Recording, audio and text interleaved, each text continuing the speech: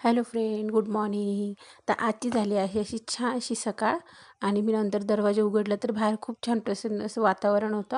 सूर्यदेवता देखील दर्शन देण्यासाठी आलेले होते आणि त्यांना बघून तर नेहमीच मला फ्रेश वाटतं. आणि सकाळी बाहेर आली तर ती झाडं आणि सूर्यदेवतांना बघून सगळीकडे आकाश हे अतिशय स्वच्छ आणि सुंदर असं दिसत होतं. आय होप तुमची सकाळ देखील अशीच असेल. त्यानंतर येते ही झाडांची वेळ आणि झाडे बघण्याची वेळ. आणि ही झाडं बघून तर आणखीनच फ्रेश वाटतं. मला काही नवीन फुलांची झाडं घ्यायची फ्रेंड्स, तर मला कमेंटमध्ये नक्की सजेस्ट करा. आणि अशा प्रकारे ना मी आज सकाळला सुरुवात केलेली. कृष्णाच्या टिफिनची वेळ होती, त्याच्यामुळे आज त्याला मी ना तो चिकन टिक्काचा मसाला लावून जे बटाटे फ्राय करून देतात ते आणि पुरी करून देण्याचा विचार केलेला होता. पण त्याआधी सकाळी थोडी गडबडच असते.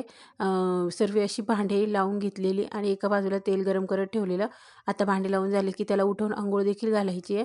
अशा प्रकारे क्रंची पुऱ्या आणि बटाटे फ्राय केलेले मी त्याला टिफिनमध्ये दिले. ते त्याला आवडतात आणि तो आय होप तो आज ते फिनिश करून येईल ह्या आशेने तर मी आज त्याला दिले आहे.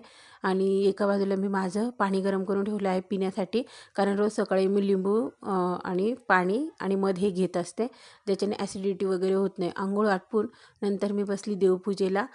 देवपूजा झाल्यानंतर पुढच्या स्वयंपाकाची तयारी आणि त्यासाठी मी केली होती आज वांग्याची भाजी आणि नंतर करायची होती फ्लावर.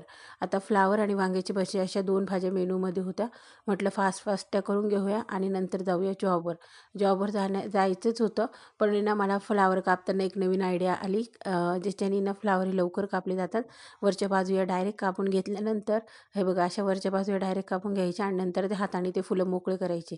जुन्या काळी आपल्या आई वगैरे ना ह्या भाज्या निवडताना हाताने निवडायच्या आणि त्याच्यामध्ये बराच वेळ जायचा. पण आज आपल्या धकाधकीच्या जीवनामध्ये ना असं करणं तर शक्य नाही, कारण आपल्याला 5 मिनिटामध्ये टिफिन आवरायचा असतो आणि सर्व स्वयंपाक आवरून जॉबवर देखील जायचं असतं. आता ज्या माझ्यासारख्या वर्किंग आहेत ना, त्यांना तर ही गोष्ट माहितीच असेल की आता सकाळच्या वेळेला कशी घाई असते. आपल्याला सुधरत नसतं, पण आपल्याला सर्व स्वयंपाक आणि घराचं देखील आवरायचं असतं. तर आज मी करणार आहे काळ्या मसाल्याची फ्लावरची भाजी. त्यासाठी ना एकदम सिंपल असे ही भाजी आहे आणि आमच्या आहोंना अशीच भाजी आवडते, त्याच्यामुळे फ्लावरची अशीच भाजी बनत असते. तुमच्याकडे कशी फ्लावरची भाजी बनते हे नक्की सांगा. आणि बघितलं तर घरचा काळा मसाला हा छोट्या वाटीमधला संपलेला होता, म्हणून मी डायरेक्ट आत्ता ती बुचकळली आणि तसंच त्याच्यातून मसाला घेऊन घेतला, कारण आता पद्धतशीरपणे चमचे वगैरे घेऊन करण्याची वेळ तर अजिबात नव्हती आणि एका हातामध्ये माझा कॅमेरा असल्यामुळे मला ते पॉसिबल नव्हतं. त्यानंतर त्याच्यामध्ये सर्व घरचे मसाले आणि काळा मसाला थोडा जास्त टाकून हा मसाला आम्ही घरीच केला आहे आमच्या आईने. तो अतिशय टेस्टी लागतो. आणि अशा प्रकारे ना ती मसाले सगळे छानपैकी फ्राय करून घ्यायचे. त्याच्यामध्ये थोडासा लाल तिखट आणि नंतर अंबारी मसाला देखील घालण्यात आला आहे आणि घरचा मसाला, हळद, अशा प्रकारे ती छान मसाले सगळे फ्राय करून घ्यायचे आणि त्याच्यामध्ये ती फ्लावरची भाजी टाकायची. माझी मम्मी लहानपणी आम्हाला हिरव्या मिरचीची फ्लावरची भाजी करून देत होती, हिरवी मिरची आणि लसूण. पण इकडे थोडी वेगळी पद्धत आहे आणि यांना अशीच आवडते, त्याच्यामुळे मी तशीच भाजी करणं प्रेफर करते. आणि नंतर मग त्याच्यामध्ये छान अशी फ्लावर टाकून घेतलेली आणि मग त्याला फ्राय करून घ्यायचं आणि झाकून ठेवायचं. त्यानंतर ती वाफेवरच होऊ द्यायची, त्याच्यामध्ये कोणत्याही प्रकारचं पाणी जात नाही.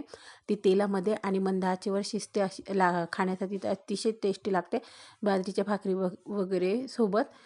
तुम्हाला कशा प्रकारे तुम्ही खाता हे मला कमेंटमध्ये नक्की सांगा.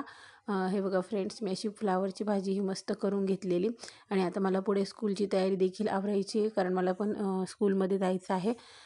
तर चला मग आवरूया पुढची कामे.